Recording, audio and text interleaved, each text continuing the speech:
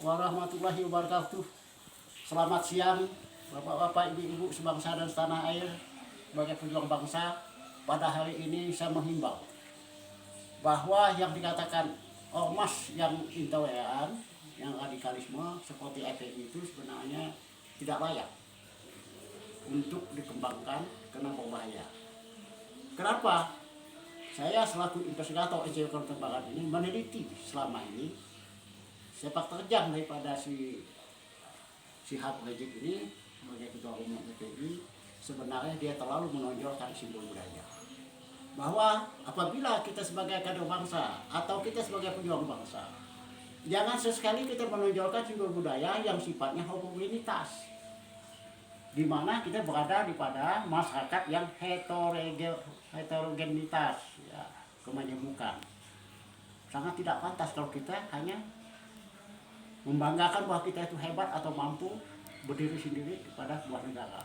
Tidak ada istilah negara di dalam negara. Mempelajari selama ini tingkah laku daripada FPI, ya sebenarnya apa sih mau dibela Islam itu?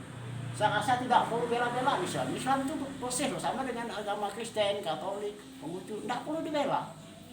Nah sekarang mau bentuk lagi, ganti FPI, ganti ke FPI lagi. Front Persatuan, Front Bela Islam diganti dengan Front Persatuan Islam. Islam itu satu, sudah menyatu dengan Tuhan, menyatu dengan masyarakat, dan seluruh umat manusia sudah menyatu. Apanya yang mau disatukan lagi? Saya dalam hal ini tidak sependapat, walaupun saya beragama Islam. Nenek saya seorang haji, datuk saya haji juga. Bapak saya orang ahli sunnah jemaah, tokoh NI. Tidak pernah mengajarkan bahwa kita ini, negara kita ini harus Islam. Di mana negara Pancasila, kebinekaan itu, kita tidak boleh berpikir terlalu homogenitas. Oleh karena itu, penonjolan simbol budaya adalah mengancam kepada bangsa. Apa itu penonjolan simbol budaya? Kita dalam hidup masyarakat jangan menunjukkan kegagahan kita menunjukkan bahwa kita itu fanatisme agama yang kita miliki. Nah, kesimpulannya, hendaknya Tuhan itu janganlah dijadikan objek, hanya sekedar untuk melibas orang-orang yang kita tidak senangi. Hanya sekedar rasa benci itu membawa nama Tuhan, ya, dijadikan objek untuk melipas pada orang-orang yang kita benci. Itu adalah dosa yang paling besar.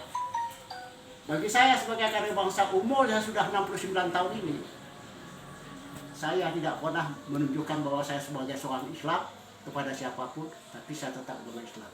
Dengan Kristen, dengan Katolik, kita sama. Tujuannya satu, ketuhanan yang Maha Esa, sesuai dengan Pancasila. Kalau kita memaksakan orang itu Islam semua, mati negara ini. Contoh di Timur Tengah malah perang dia, entah negara Arab sama Arab itu membunuh, berkelahi. Contoh lagi Palestina dengan Israel, sampai sekarang tidak akan selesai-selesai. Apa Indonesia mau hancur seperti Suriah? Tidak bisa. Negara Pancasila ini adalah merupakan peninggalan leluhur kita yang tidak bisa kita tiadakan. Hanya satu, bahwa di dalam Bhinneka Tunggal Ika itu tidak ada penonjolan satu ormas atau satu agama, dan tidak ada istilahnya negara di dalam negara. Kalau ini dipaksakan, berarti akan timbul sama juga menggulingkan pemerintahan yang sah. Dalam ini perlu diselesaikan dalam waktu singkat. Bubarkan